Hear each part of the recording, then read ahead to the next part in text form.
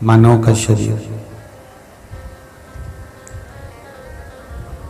और उससे भी ज्यादा कठिन है मानव के शरीर को प्राप्त कर कर भगवान का भजन करना।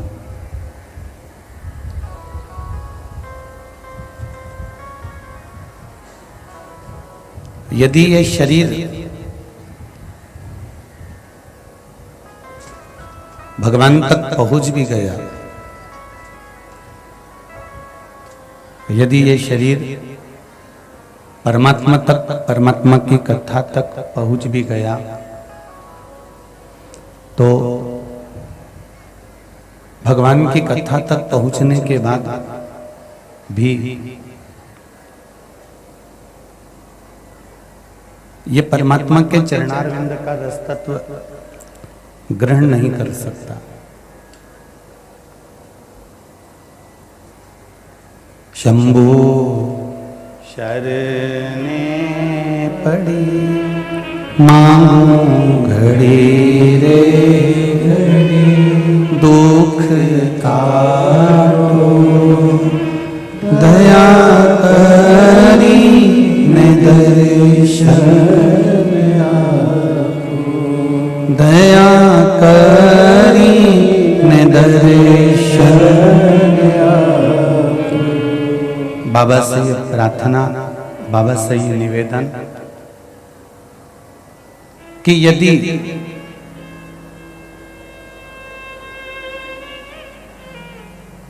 इस मनुष्य शरीर को आपने दिया है, इस मानव के शरीर को आपने दिया है, तो ये शरीर आपके द्वारा दिया गया है, तो आपके कीर्तन में, आपके भजन में, आपके स्मरण में लगे, आपकी अविरल भक्ति में ये शरीर नित्य प्रति लगे। 84 लाख योनियां काटने के बाद ये मानव का शरीर प्राप्त होता है।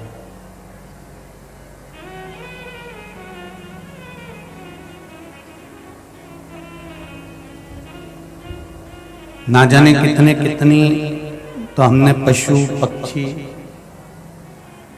जलचर, थलचर, वायुचर, ना जाने कितने कितने हमने इन योनियों को काटते काटते निकाल दिया है। और जब ये योनियां हम काटते काटते निकाल दिए, तो हमको स्मरण नहीं रहा कि भगवान का भजन भी करना है, कि स्मरण भी करना है।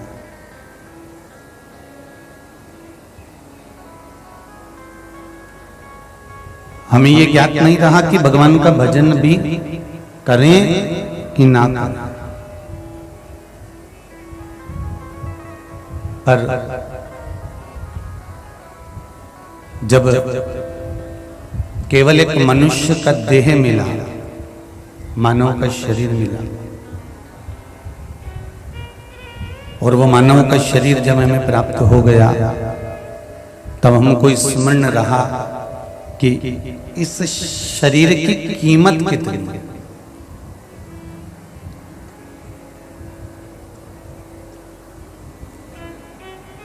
इक्कीस 21,600 श्वास इस मनुष्य के शरीर से प्रतिदिन निकलती है।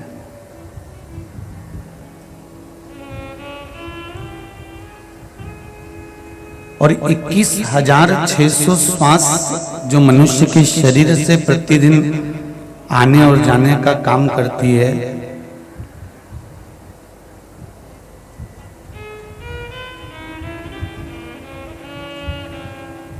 वो 21,600 श्वास की कीमत क्या है, ये केवल एक मानव का शरीर ही जान सकता है।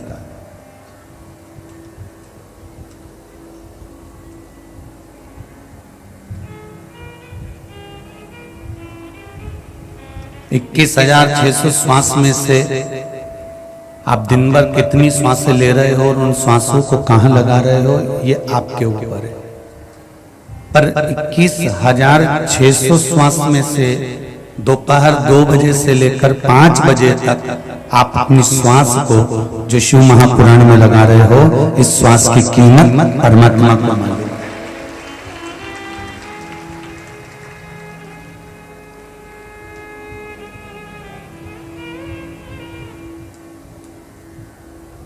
किस जगह पर आप बैठकर कथा सुन रहे हो, किस जगह पर जाकर आप भगवान की अविरल भक्ति को धारण कर रहे हो, किस जगह पर पहुंचकर आप भगवान के भजन को कर रहे हो, ये स्थान की कीमत है। मैंने तेरे ही भरोसे ओ बाबा, तेरे ही भरोसे हवा बिच उड़ती जावांगी, बाबा डोर हथो छड़ी ना में कटी जावांगी, भोले मैं तेरी पतन ओ शंभू मैं तेरी पतन, हवा बिच उड़ती जावांगी, बाबा डोर हथो छड़ीला में कटी जावांगी, बाबा डोर हथो छड़ीला में कटी जावांगी।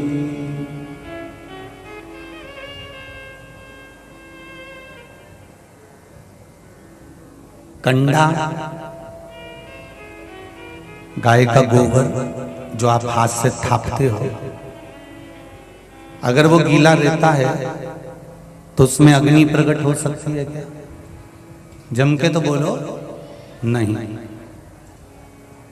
कंडा यदि गीला है, गोबरी यदि गीली है, गाय के गोबर से जो अलोना गोबरा कंडा तैयार करा जाता है, गोबरी तैयार करी जाती है, थाप कर दीवार पर जमीन पर लोग कंडा तैयार करते हैं।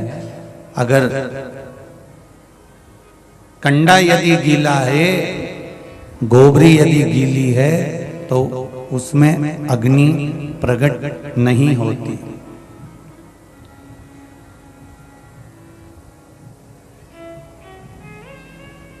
उसी तरह ये मन है,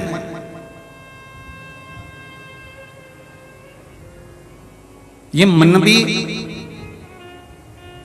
काम, लोभ, विषय, वासना, अहंकार, तृष्णा में अगर गीला पड़ा हुआ है तो ये निश्चित है कि इस मन में भी शिव के प्रति अग्नि प्रकट नहीं हो सकती, ये पक्का है।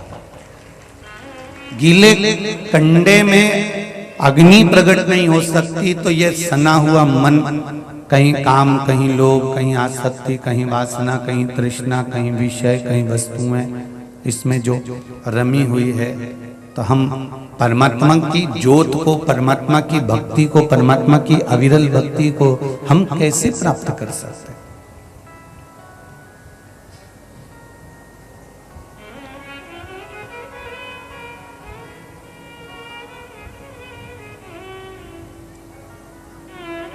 आप कहां बैठ रहे हो? आप किस जगह पर बैठकर भगवान का भजन कर रहे हो? आप किस जगह पर बैठकर परमात्मा का स्मरण कर रहे हो? बैठने की भूमि भी देखी जाती है। भूमि का भी बड़ा प्रताप है महाराज जी। श्रवण कुमार एक बार अपने माँ बाप को लेकर जा रहे थे और माता पिता को ले जाते श्रवण कुमार जब माता पिता को लेकर चले, माता पिता को लेकर जा रहे थे, तभी एक जगह ऐसी आ गई जहां पर श्रवण कुमार ने अपने माता पिता को उस कावड़ में से नीचे उतार दिया और उतार कर कहा, नीचे उतरो, कावड़ से नीचे उतरो। अंधे माता पिता को कावड़ से नीचे उतार दिया और माता पिता से कहा, तुम आंख से अंधे हो, शरीर से नहीं।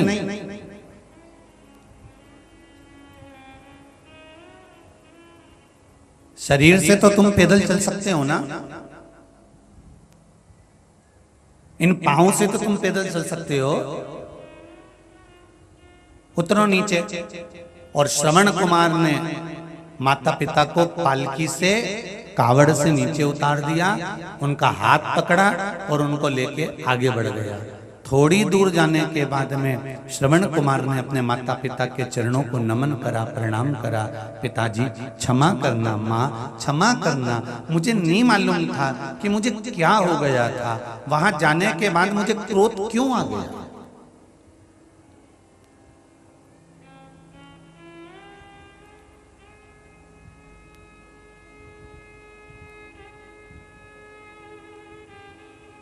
वहां पहुंचने के बाद मुझे क्रोध क्यों आया।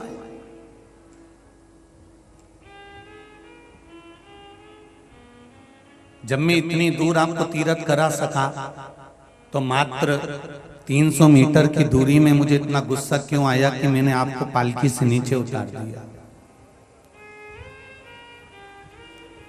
श्रवण कुमार ने जब अपने माँ बाप से ये बात कही तो माता पिता ने कहा गांव के लोगों को बुलाओ, मुझे उनसे बात करना।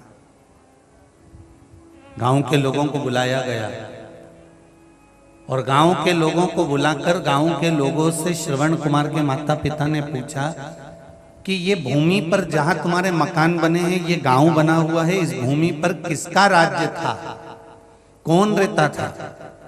तो कहा ये भूमि एक असुर राक्षस की है, जिस भूमि पर इस असुर राक्षस ने अपने माता पिता को काट कर उसका रक्त पूरी जमीन पर छीटा था, ये वो असुर राक्षस की भूमि है।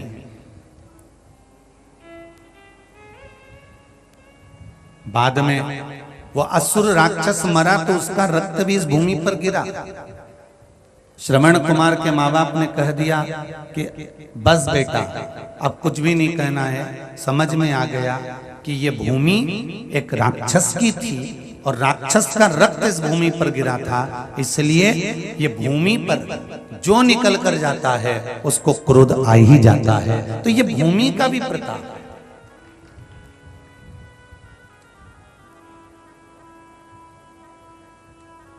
किसी किसी मकान में, किसी किसी घर में, घर के लोग बाहर रहते हैं तो बड़े सुखी रहते हैं। घर के बाहर रहेंगे तो मुस्कुराएंगे भी, बोलेंगे भी, हंसी मजाक भी करेंगे, स्नेह से भी रहेंगे, प्रेम वश भी रहेंगे। पर कई लोग घर के ऐसे रहते हैं कि उस घर में पांव रखा, अंदर गए और सबका मुंह भगोना हो गया, सबको क्रोध आ गया,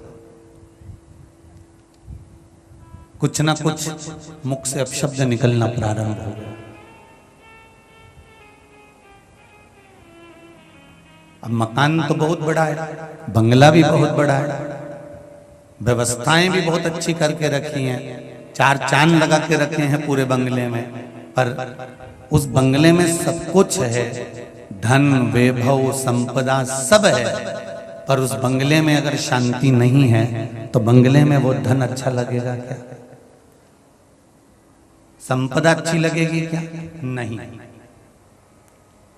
दरवाजे पर कार कब शोभा देती है, जब तुम्हारे घर का बेटा संस्कारवान हो तो दरवाजे की कार भी शोभा देती है। दरवाजे की कार दरवाजे पर जब शोभा देती है जब तुम्हारे घर का बेटा संस्कारित हो, तुम्हारे घर की बेटियां संस्कारवान हो, तब दरवाजे की कार शोभा देती है। वरना दरवाजे पर कारों की लाइन लगी हुई है, ढेर लगा हुआ है, सब कुछ सुख है, और तुम्हारा बेटा, तुम्हारी बेटी, तुम्हारे परिवार के लोग अगर गलत संगत में पड़े हुए हैं तो लोग कार नहीं देखते, ये देखते हैं कि उनके घर के संस्कार कैसे हैं।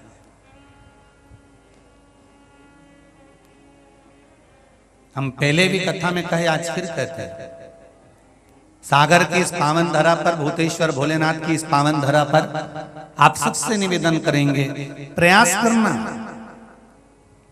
घर में बहू लेकर आना तो कार वाली मत लेकर आना, घर में बहू लेकर आना तो संस्कार वाली लेकर आना, जो तुम्हारे को 2 रोटी अच्छे से बना कर दे दे।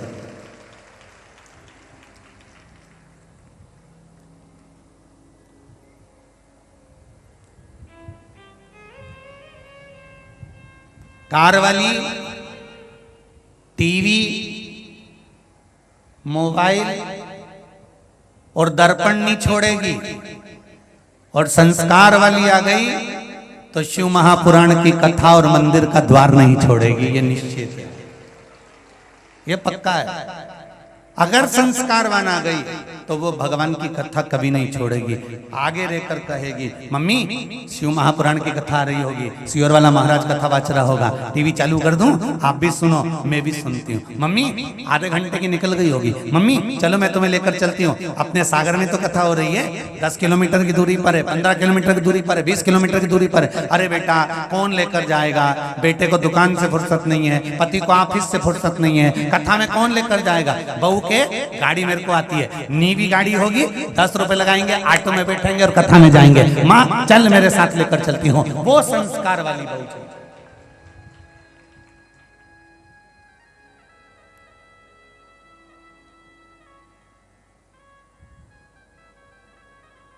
वो संस्कारवान बहू चाहिए।